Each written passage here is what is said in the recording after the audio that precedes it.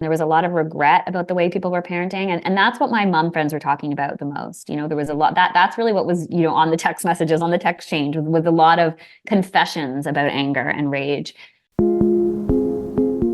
And that really worked its way into this book.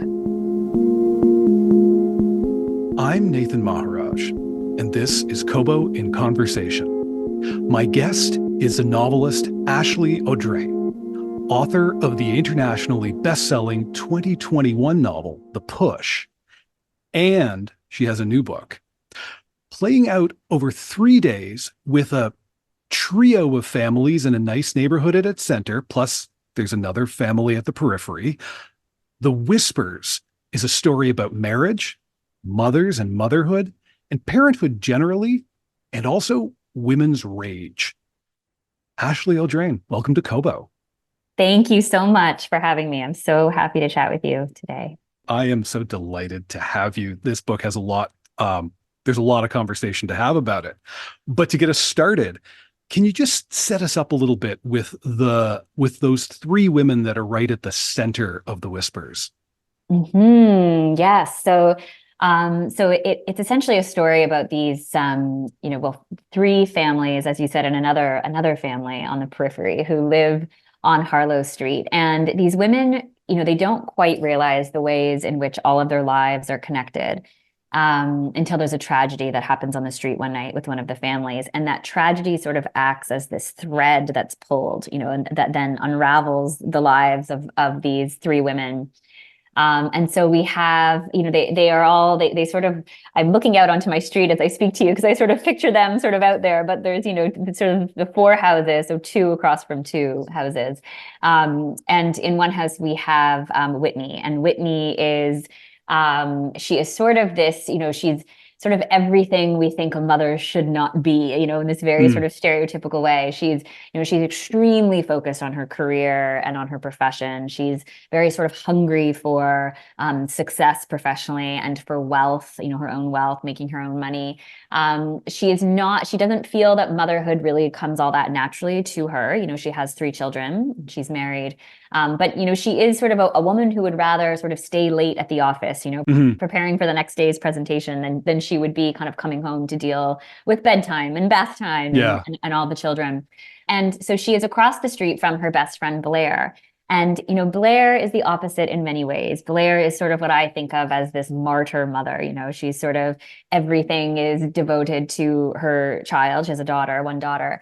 And she's given up a lot in her life, over the years, over the past decade, through her 30s, gave up a lot of what she had, a lot of independence, her own career, her own money, to be this, sort of this idea of a stay-at-home mom. And Blair is in a marriage that is very unsatisfying for her. Her whole life, in a sense, feels sort of unsatisfying, but she cannot quite put her finger on exactly what that is or what the problem is.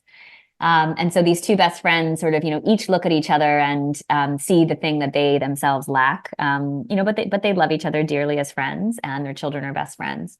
And then we have Rebecca, who lives in one of the other houses. And Rebecca does not have children of her own, however, is trying desperately to be one. She is able to get pregnant quite easily, but she loses her pregnancy sort of over and over. She suffers from recurring miscarriages.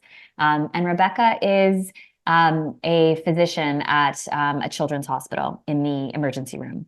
And so she spends her days, guided by medicine and fact and, very much helping everyone else to keep their children well and healthy, while she sort of silently struggles with not being able to have, keep her own healthy, or have her own. And she's sort of told by doctors that all she can do is have hope, and pray for miracles. And yet, she's guided by sort of very different philosophy, in her day-to-day life, caring for everybody else. And then the fourth woman we hear from is Mara, and Mara is in her 80s, and she is, many years ago, 60 plus years ago, she came to the street from Portugal. She's an immigrant, an immigrant family, her and her husband, and they had a son. And she is this sort of acts as this sort of voyeur on the street. She doesn't interact much with these other three women in their families, and they don't interact with her. They sort of look over her and look through her. And yet she is there every day on her porch, watching their worlds go by and observing so much more about them than they would ever imagine. And so she's sort of a special character on the periphery, as you say. She is, right? She's more than a watcher at a distance too. I think the book could have worked with that. You could have just made her a watcher in the distance, and there's some plot points where you'd stick her in. But Mm-hmm. she's so much more than that because she's experienced a lot of what these other women who are very different from her have gone through. She's experienced it in a very different way in terms of both ethnicity, generations, just personal situation. But she gets it. Like if Yes. they talked to Mara, they would find out she's been there, but nobody does, and nobody really knows her. Tell me about how you figured her out as a character, because it feels like the kind of thing that could have been so much less, but you bring her to life. Oh, thank you for asking that. And thank you for asking about Mara and for noticing that because, I feel like you're exactly right. I loved this idea of Mara. I love the idea of these three other women, being in midlife. They are sort of one is late 30s, others are early 40s. And they're hungry for wisdom. They are hungry for the wisdom of midlife, and there's so much they're trying to figure out about, identity and place in the world and all of it.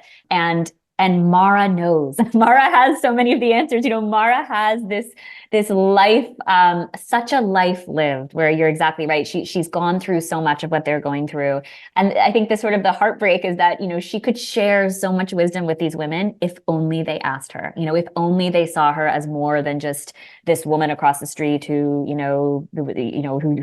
just kind of watches them all with this sort of look on her face. Hmm. And so there was such this disconnect there. And it's funny you say that the book it could have existed with her in such a different role because, Mara was always a part of the book from the beginning, but there were revisions along the way, like big edits along the way. And my editors at one point had said to me, I think maybe you can just take Mara out. She's not really doing enough. She sort of is just this voyeur, as you said, she could have been. She could have just been this person who sort of, has a hand in a plot point here or there, and is sort of there for atmosphere purposes, but isn't much more than that. And at one point, I had sort of considered taking her out, but I loved Mara so much, Hmm. and in my mind, she was so much more than she was on the page.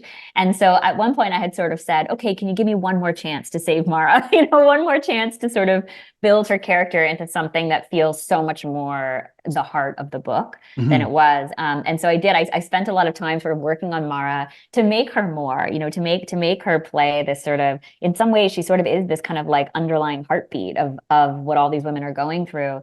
And so then she sort of turned into a lot more, and I'm happy she did because I do. She is you're not supposed to have favorites, but she is my favorite of the characters. I think I had a sense of that from just from the details of her interiority. Oh, thank you. So we've laid out these four women. There are men in the book. The men are pencil sketches.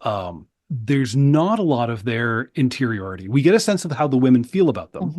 Hmm. Certainly, the interior lives of the women are impacted by their relationships with these men. The only time I think we actually get a lot of interior um, stuff from any man is the opening pages with some unnamed man's interior monologue. And I have to say, I completely forgot that was there until I was Mm. preparing for this interview. And that was shocking to me, to be honest, that I had forgotten that was there. But was that a conscious decision to push these guys to get them to step into the wings, or did the book just fill with the interior lives of these women, and that was just going to be how it was? Yeah, great question. At one point, actually, I did have sort of more about the interiority of the men. I actually had some chapters throughout that sort of showed us a little more of their points of view. But ultimately, I think I sort of felt I then sort of decided not to do that and took them out. And I Hmm. thought I was okay. I love how you describe them as sort of these pencil sketches because I think ultimately I decided I was okay with them being these sort of pencil sketches that sort of play in this background to this really deep dive on these four other women. Hmm. And part of that is just this, sort of a logistic thing where like you can only deep dive on so many people at once. And I really wanted us to be fully in the minds of these four women, which, Mm-hmm. is a challenge in itself to sort of give four characters where you really want to feel, distinctly, what their interior life is. And trying to do that with the men too just started to feel too much. But also it just, I mean, to be totally honest, it just from the sort of the storytelling perspective of it, and not to say anything bad about these poor men that I've created, but their perspective did not feel that important to me Mm-hmm. in this particular story. It just didn't feel that important. And it sort of felt like, without any spoilers, of course, there are some men in the story who we learn have made some very poor decisions. Mm-hmm. And I almost didn't feel like I wanted to give them I didn't want to have them sort of explain why they did the things they did, because I think it almost felt too justifying, and I didn't want to do that with them. I really just wanted to stick to why these women were feeling the way they were. But I did put a lot of time into sort of thinking about these men, and a lot of conversations, with actually my partner was very helpful with a lot of the character development at the beginning of this book, and he and I would have many conversations about the men in this book, and really trying to understand why the men were doing what they were doing and how that would impact the women. Mm-hmm. And it's something I didn't end up writing about, but I thought a lot about, and sort of Mm-hmm. how that would influence them. Yeah, and it's funny when I look back. I haven't written a lot about sort of the more interior thoughts of men, but I think I do want to do that a little more in my next book. So it's a good thing for me to think of. Look, Philip Roth didn't feel the need to write interiority of women, so you That's don't right. you don't have homework here. You do whatever you want to do. It's true. It's very true. We do get little flashes of sinister potential Mm. with each of these guys, in service of the tone and where this all is going. And it's fun. It's again one of those things that I am slow to pick up on these things, but it came back in revisiting. Is that something that came to you in the creation of the characters? This is who they are, and this is the harm they might do.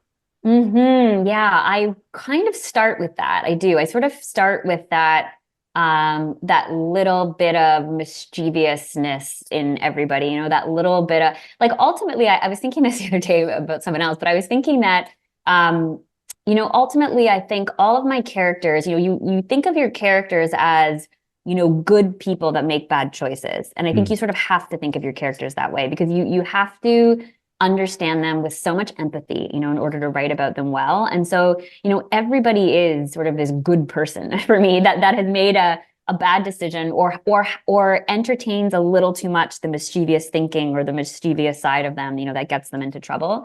And so without that little bit of darkness, that little bit of sinister, decision in them, we don't really have an interesting character, and I think all of the characters, whether they are your primary characters or they live on the periphery or they live as pencil sketches or whatever role they play in your book, I almost see, everybody has that in my books. Everyone has made sort of some kind of decision that way or some kind of choice or behavior.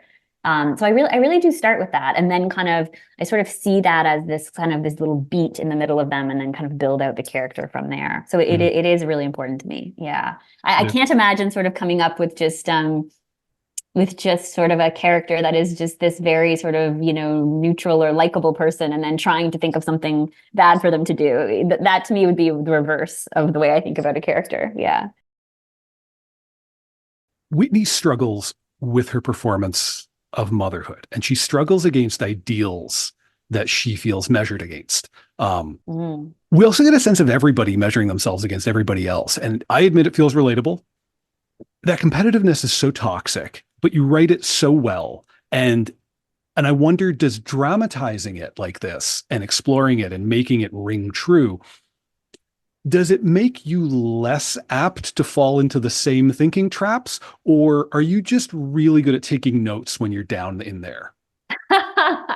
Yeah, I think I am really good at taking notes when I'm down in there. That's a great way to put it. That's a great way to put it that I really relate to.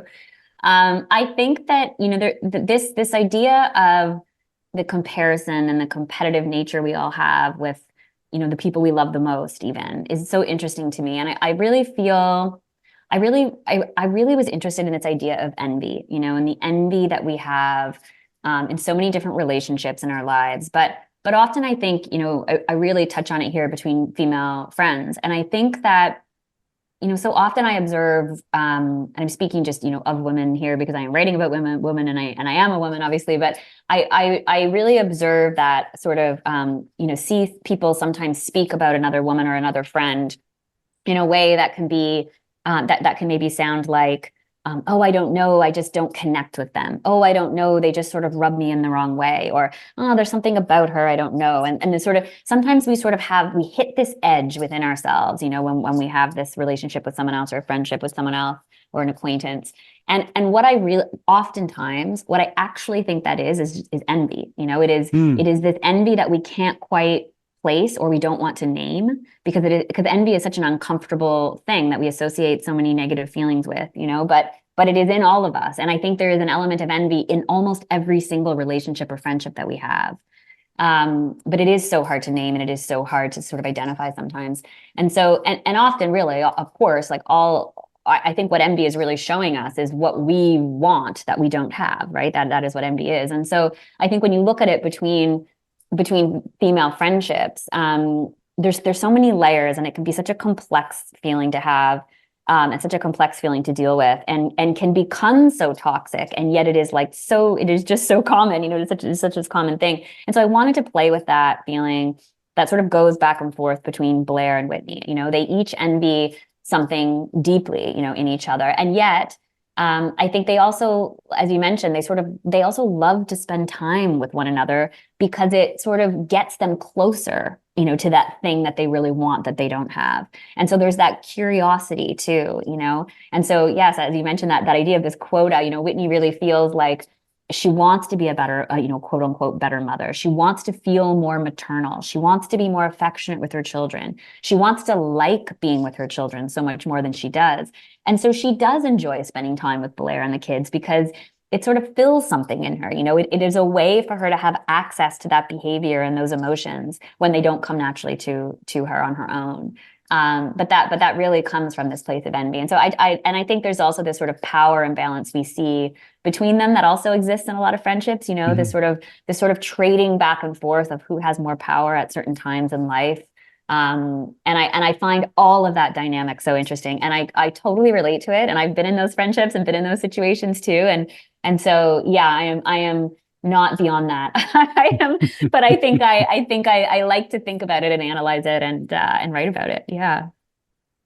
It's also distancing, that envy. That's as much as it binds Blair and Whitney, it also means that it's effectively, that's the plexiglass that's going to be between them. Yes. That's a distance that will never be bridged. As you set up a book, as you set the mechanics of plot in motion, and you've got characters wanting what they want, is that distance natural to you? Do you ever have to dig a moat between people? Or do you just, as you start from a dark heart and then build a character up, do those moats already exist as well? Yeah. Oh, yes. That's a great observation about loneliness, I think. And that is sort of the natural state of my characters, I would say. I don't really have to work to get there. They're sort of already there. They sort of start there. And I really think that loneliness, I'm really interested in this idea of loneliness. And I think especially as it applies to like women in families. And I think definitely men too, but which is, I think, a whole other actually interesting topic of men and loneliness. But with women and the women in this book, like there's something about if you are a mother and you are exuding love, you are responsible for the love in your family, you are you are the center of everybody in that house, and you are constantly surrounded by people you love and you've made and you've chosen and all of this. And yet so I think feeling loneliness as a mother is such a hard thing to feel and admit. Because you shouldn't be, you shouldn't be by nature of what mothering is, and what that role is. To be lonely feels like, well, there's something wrong with you, or you're not doing it right, or you're missing something. But I think there's a lot of loneliness in motherhood and a lot of loneliness in a lot of people's marriages. We know that. And so I just find that emotion, especially for a mother, sort of in the thick of raising a family, to be really, really sad, sort of a poignant thing. I think most of my characters have experienced that in some way. And even though you are, there's this idea of sort of loneliness and sort of having this plexiglass, as it said, sort of in between characters. And I think the contrast to that, which I think is where the tension can come from, is the fact that, in this book, they are almost suffocating each other physically. They have this emotional loneliness and this emotional distance. You're absolutely right. And yet they cannot get away from each other because they are across the street. They are neighbors. They are crossing paths all the time. They are seeing the garbage they put out on garbage day. They are hearing, the yelling through the house. They are watching whose car is coming and going. They see who's up at 2 a.m. because their lights on in their bedrooms and they can't sleep. Like there is this almost claustrophobic sense of all being in such close proximity and yet having this huge emotional gulf. And so I think there's a lot of tension that can come from that. And so that made it sort of fun to write about. Yeah, well, I mean, it's a novel about the lack of anonymity available to you in a suburban setting. You never get to just be you're never just a person walking by on the sidewalk. You are specifically you, identifiable to the person who owns the space you're exactly proximal to, because you're always Yeah. exactly proximal to somebody's space. Yes. It's an easy thing to lose sight of because it's normal. For a lot of us live in suburbs. A lot of us grew up in suburbs. A lot of us have a weird feeling about it, but can't quite put a finger on it. But this book, a little bit in that way, felt like it did put a finger on it. Of you are known, you will be known, but also kept at a distance. Yes. Yeah. I mean, like as you're nodding vigorously with my thesis on urbanism, is that something that can surprise you? That the setting is doing a kind of work that maybe you didn't realize it was going to do. Yeah, definitely. Because it's funny, when I came up with the idea for this book, and I will say too, a funny thing with this is that I think now sort of, and this part of this is sort of the way a publisher talks about a book or markets a book, and we talk about it like like they're in the suburbs, and in many and I think in many ways they are sort of this idea of the street that I've drawn. But but my initial thinking of the book, I mean, we both live in Toronto. We're both here in Toronto, right? I was living in Little Portugal in Toronto, which isn't a suburb; it's a neighborhood in a city, but.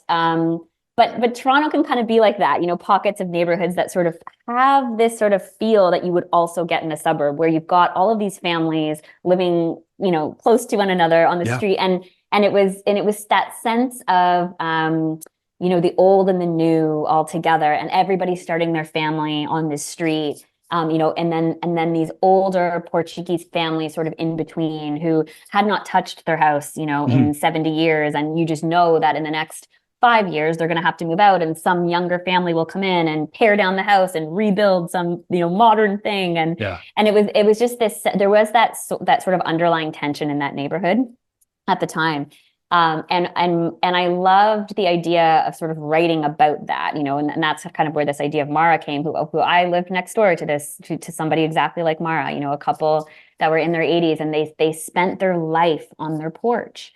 And and we lived there for almost 10 years and, had our 2 kids there and started our life there. And I felt I could just, I loved her, I loved them. I loved that they were there, but I also felt so watched by them. I felt almost so monitored, like my life was sort of being monitored by them. And there was, it was just, there was something about that street that I just thought, oh, I really want to write about this. I really want to write about like what happens on a street like this. And so a lot of it came from there. But then when I actually didn't think that much about the setting and the proximity, it was sort of just this kicking off point. But to your point, I think when I was revising the book, it was through the pandemic. And I think we all sort of changed our relationship with our street, with our neighbors, with our community during the pandemic. Here in Toronto, we were under lockdown for so long, and our kids were home from school so much.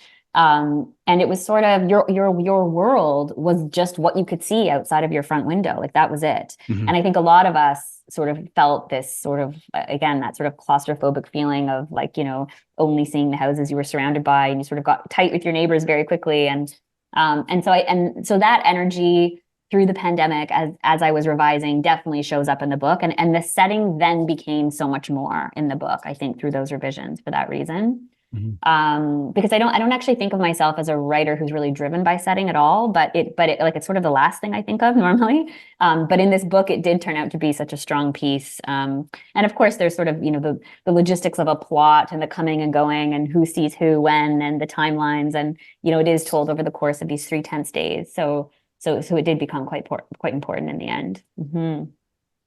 But there's also the particular loneliness of parenthood, Mm. the isolating aspect of it, that you're kind of in it on your own. You're carrying these things on your own, and the need to be all things to your kid. Mm-hmm. Mm-hmm. That we don't live in structures that allow us to um to perform to our strengths. Like maybe we don't know, but maybe Whitney is the kind of parent who would be amazing with teenagers. Like she could be the most awesome mom of teenagers, but we haven't built a world in which she gets to sit on the bench and let the aunties deal with the kids until they're Yes. 13. Then she gets to step in and play to her strengths. She has to be amazing at infants, amazing at young kids, etc. I mean, if there's a question in here, it's just, my God, what a hard thing to write when you're in it like that. Mm. Was there a moment where you thought, this is too heavy? This is something I need to retreat from for a bit? Oh, it's funny. I almost felt the opposite in a sense that, I mean, I've like so many parents. I mean, I know you're a parent, you probably relate to this, but there is, there was no harder time to parent than during the pandemic, and I really felt that. And look, there was just nothing harder than Mm. that time for so many reasons. But I almost found writing about parenting at that time in this way, and going through what these characters do to be this really therapeutic thing, and I think I found that with the push too, when I started that book when my son was 6 months old and he had all kinds of really difficult health problems at the beginning of his life, and it was just a dark, challenging time. And I really found this sort of real sense of, like, it was just sort of this cathartic, therapeutic thing to be writing about other people other mothers who were going through, hard times. And so in a way, there was all of this real tension and darkness about parenting through the pandemic that I think does show up on the page. And so I think in a way it sort of served me, although actually finding the time and the focus to write during those years was very, very difficult. That was its own challenge. But you mentioned off the very top about the idea of rage and anger in this Mhm. book. And one of the takeaways that I had from the pandemic, in talking to a lot of my friends who were parents, was that it was I think it really, I mean, we all were angry about so much, on a larger scale during the pandemic. Of course, it was the hardest time for everybody. But and there were lots of really difficult, obviously, situations for people. I think for parents who were home with kids, the big struggle was anger and rage and patience. And how do you no, I don't know one person who felt like they were parenting at their best or even remotely close to it, during that time. And I think a lot of parents, were really struggling with, what do I do with this anger as a mom? Like a lot of mothers, I think, were struggling with, like, I can't get through the day without yelling. I can't get through the day without, exploding. I can't get through the day with any sense of patience. And I don't like who I am as a Mhm. mother, as a result of that. And I think most mothers really felt that way. And I think people didn't know what to do with that, didn't know how to cope with that, didn't know how to make that okay with their kids. And there was a lot of regret about the way people were parenting. And that's what my mom friends were talking about the most. There was a lot that's really what was, on the text messages, on the text change, with a lot of confessions about anger and rage. And that really worked its way into this book. I mean, it was sort of there at the beginning in a different way. And Mhm. then we sort of see that is like a real thing that Whitney struggles with. And it becomes this really kicking off, this sort of instigating incident at the beginning of the book, where Whitney has this explosion of rage in a very public way, Yeah. and she says at the end of that chapter, once she realizes she's in a backyard, she's hosting this very beautiful backyard party.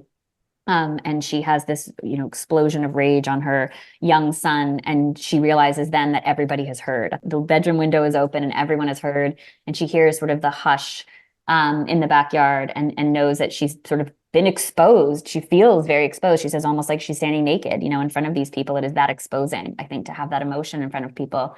And she says then at the end of that chapter that, she knows then exactly what she has lost. And she has lost something, with all of those people who have heard her. And I think that there's so much shame and so much judgment tied to like an expression of rage as a woman and as a mother.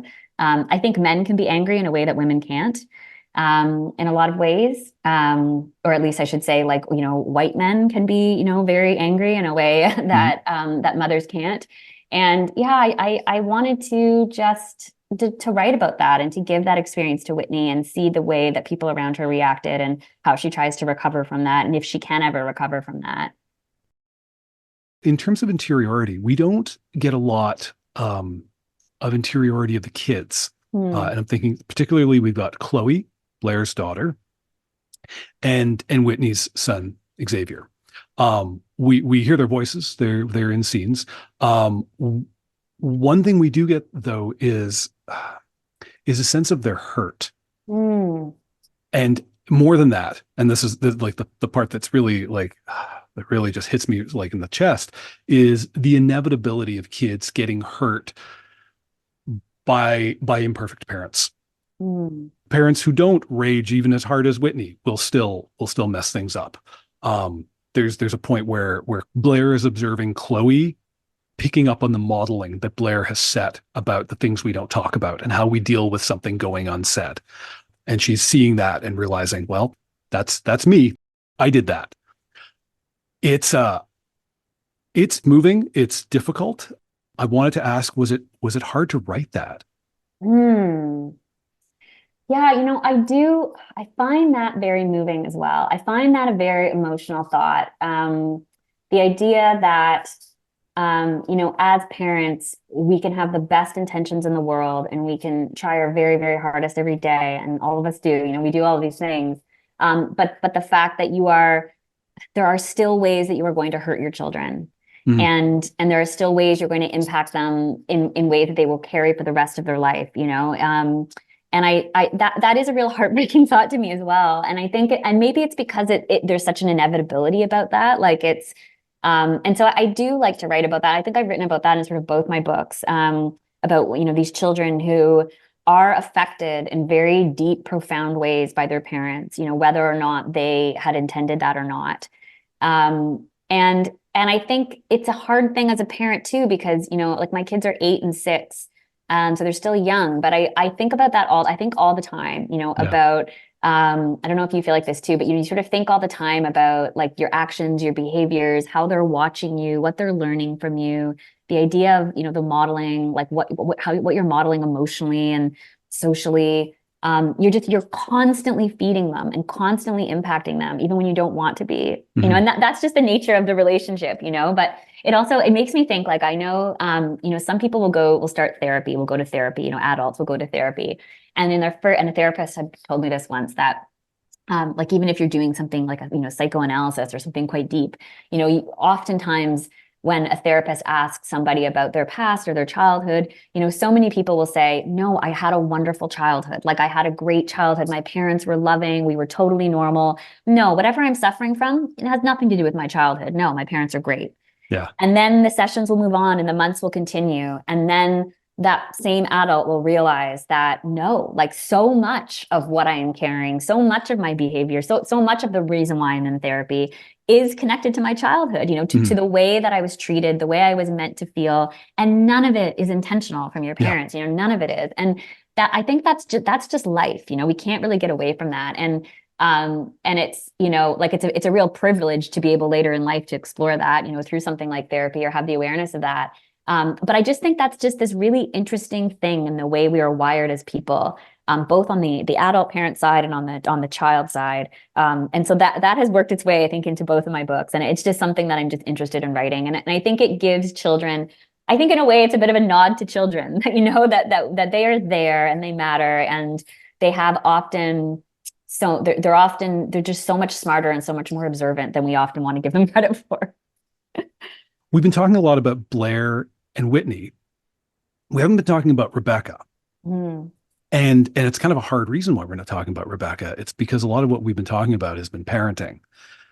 And Rebecca, despite her and Ben's best efforts, they have failed to be able to bring a baby to term.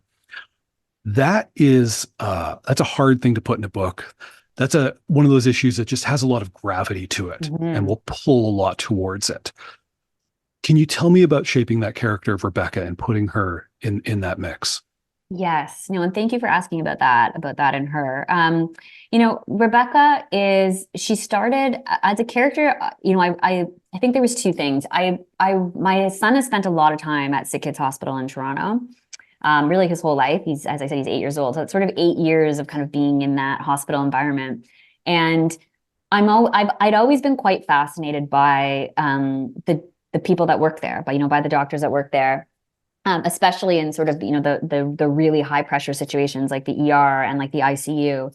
And in every interaction I have with doctors in that environment, I always, maybe it's just because I'm a writer, but my mind always goes to, as we're talking about the medical stuff and all of that, I'm always in the background thinking like, what is this like for you? If Mm, you like dealing with these parents and dealing with these children, and do you have children and do you have a family, and why have you chosen to do something so difficult? Like that is an emotional, difficult job. And thank God there are such angels in this world, that want to do that work. But it is quite the choice, to mhm. decide to work in a children's hospital like that in those situations, and deal with children who are facing death and families who are losing their children, and all of that. And so I thought about that so much that I did want to write a character, who had made the decision to do what Rebecca does, which is to work in the ER at a children's hospital. Um, so that was sort of where she sort of started. And then there was this other piece that I kind of layered onto Rebecca because I thought it was just this really like what a complex conflict for a person to choose to work in that environment and devote their lives to that, and then also not be able to have a child of their own, to be caring and nurturing for all of these other children all day and not be able to have that themselves. It is a cruel thing, it is a cruel thing to do to a character, but there's something so interesting about that to me. And in addition to that, so when I was having my children, I'm so lucky to have two, but within that mix, I had three miscarriages myself, and one including one being my first pregnancy. And I Mhm. think and those really hit very hard, because it is, the first time you're pregnant, you have all these ideas and dreams about what that will be. And if you miscarry, then you really worry about, will you ever have this? Like, will your body ever be able to do this? Yeah. And it's funny when I looking back, and I realized this at the time, but when I was going through those experiences, I remember feeling particularly struck by how foreign of an experience that felt, just like physically and emotionally and all of it. And I would think, I'm this very educated person. I'm sort of plugged into a lot of women's issues. I have a lot of friends that have like lots of Mm, open, honest conversations.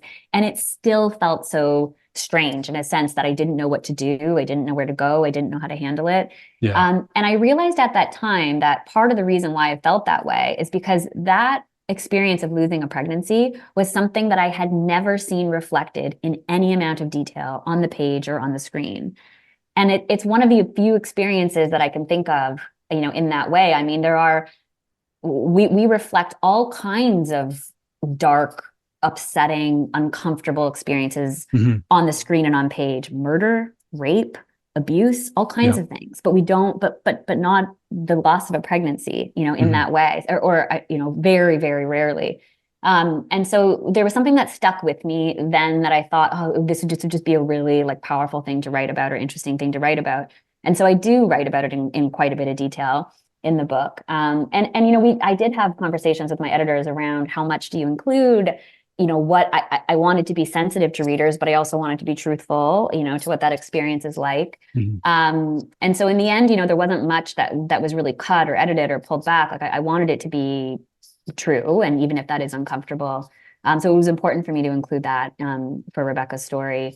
And yeah, and I think so far, I've heard from so many readers who've just written to say that resonates for them, and that they have had that experience, and thank you for writing about it in a way that just it can be very powerful to have an experience reflected back at you like that Yeah. if you've been through it.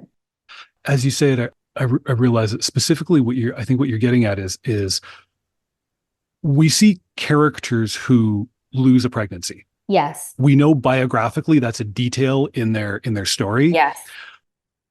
but we don't frequently follow them through it Yes. Mhm. and actually like go through the mechanics of it and the decisions Rebecca's making about driving into the hospital and am I going to stop here and what do I need and what does this feel like and you get right into that and it's yeah it is a rare thing but it's also it felt very real. Mhm. Thank you. um Yeah, there. I guess you had nowhere to go really for representation of that. I mean, I think of like, nobody wants to end up on the like win the award for like worst sex writing of the year. Yeah.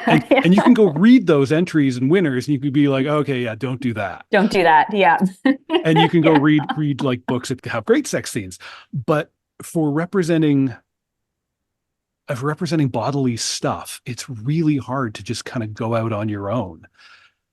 I mean, and as you've shared, you know this firsthand. Mhm. Um, Tell me about getting into that, about like putting that on the page and narrating that.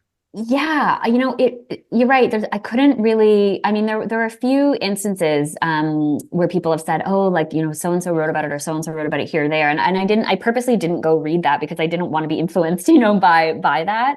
But it really I mean, it is very difficult to think of a scene, in either a book or on screen. It really is. And I think it's so often, like you said, it's sort of this thing where, we see a character pregnant and then it's like fade to black and then she is in grief, or we read about a character who is pregnant and then it's, next chapter, she's dealing with putting away the baby clothes, forever kind of thing. And so, yeah, so there really wasn't much there, but I did have this personal experience to draw on. And I, in the past, I've also drawn on kind of personal experience for things to write about. And I really, I can very easily sort of go there, and put that Mm, on the page. And I find that, it's funny. I remember years ago sort of reading writing advice that I do think was from a man at the time that said your writing should never be your therapy. mm, You shouldn't, it should not be. And I totally disagree. I totally disagree with that. I mm. think that sometimes the most vibrant, interesting, compelling writing comes from just that, from personal experience. And so, yeah, I think it was like a very therapeutic thing to kind of like go back there and remember what that was and important and sort of this way of kind of marking something in a way. Um, I don't really struggle with that sort of idea of, it's interesting. I was talking about this the other day, but someone said to me, why, what would you want to write more nonfiction? Would you want to write essays? Would you want to kind of write more in that space? Mm. Because that could be, that's sort of the more natural place to kind of write about something like that, I guess.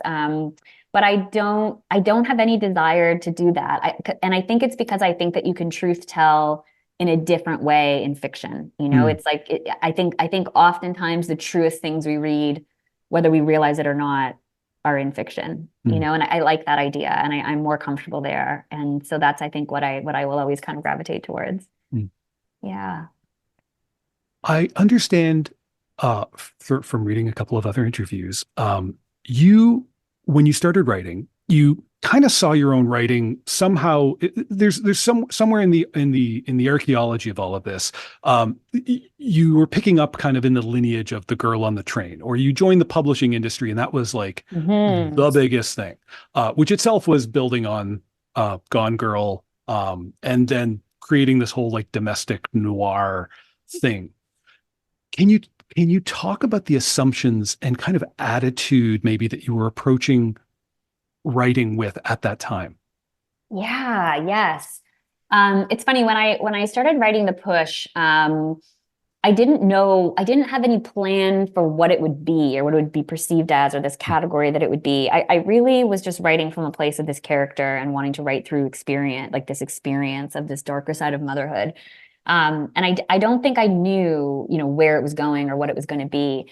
And actually, I did not read thrillers. I never read in this category at all. I was not a thriller reader. I never even read like anything close to it. I was really more of really like women's fiction, more literary sort of fiction, was all I ever read.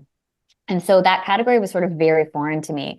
But I was working in publishing at the time for a couple of years, where we crossed paths in a former life. This is why this is such a familiar chat. Yes, exactly. And so in that time, as you'll remember well, Gone Girl was out, and then when I started writing, it was 2015, and I think 2014, Girl on a Train had come out. And I had read some of that actually on submission when I was working at Penguin Canada. We had read some of that before it became sort of what it was. And there was another book actually that you might remember. That was by a writer who's passed, A.S.A. Harrison. It was called The Silent Wife. Do you remember that book? Yes. Yeah, it was huge. And so that was published by Penguin Canada, where I worked. And I really loved that book. It was sort of it was in that vein, but sort of this alternating perspective between a husband and wife. And I love that fiction. I don't know that I thought I could ever be in that category or replicate that or be that. But I think what those books did, I think for writers like me, is it was permission to be writing from the voice of a very dark female, narrator. It was permission to be writing in that space, in a way that was this, I really loathe the term, sort of this idea of this unlikable female character, but that was what those books were told from this perspective. And it was so compelling and so interesting to me. And that's the voice that I wanted to be in. So for me, it was sort of those books, I think, were just this permission to go there in this very dark space. And that was quite inspiring for sure. And then I think, I don't actually think I realized quite how dark the push was or what the push was. Oftentimes I think this is true for writers. You don't really realize what you have until someone feeds it back to you, until someone sort of tells you what you have. And that was definitely the case with the push, right? I didn't quite realize what it was, until it started getting in the hands of agents and that sort of thing. And then I could kind of see it in a different way. Mm-hmm. What have you learned since then? It's been a while. It's been a few years. What are there any concrete lessons you feel like you've picked up with 2 published novels out now?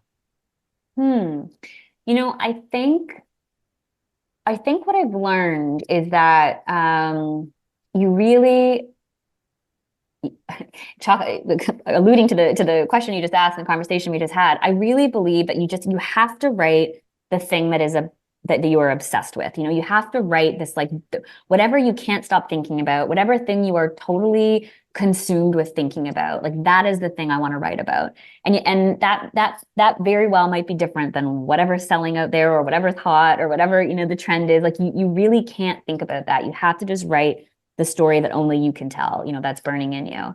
And it's funny because when I look back, I think, if I had tried to write a book before I wrote the push, like, I don't know what I would have written about, because that was just that was the story. Like, when I became a mother and had this experience of motherhood, and it was so different and it was so challenging, like, that is where the story came from. And I don't know what I would have written about before then, but I always loved writing, but I knew that there was like a story there, that there was something there, at that time in my life.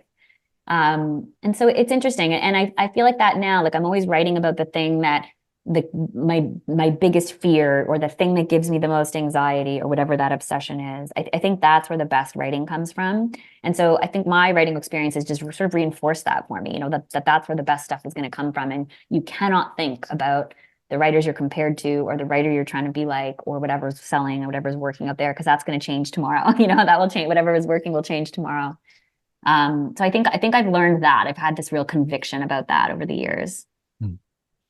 So it's safe to say you're still writing about the dark corners of the psyche? I am. Yeah. I can't imagine not writing about that. I think that's always where I'll go. Yeah. We're going to take that as a promise then. Thank you. Ashley, thank you for joining us. Oh, thank you, Nathan. This has been such a good conversation. I appreciate it so much. Thank you. I have been speaking with Ashley Audrain, author of the new novel, The Whispers. Find it and all of the books we spoke about, including the book before this one, The Push, which I assume you've already read because everyone has, at Kobo and Conversations, home on the web, kobo.com/conversation. There is a link in the show notes. Subscribe in your podcast player to catch every episode. And if you enjoyed this one, share it with someone whose life looks just too perfect to be true. Deep down, this might be just the thing they need to get through the day. Kobo in Conversation is produced and often hosted by me, Nathan Maharaj. Thank you for listening.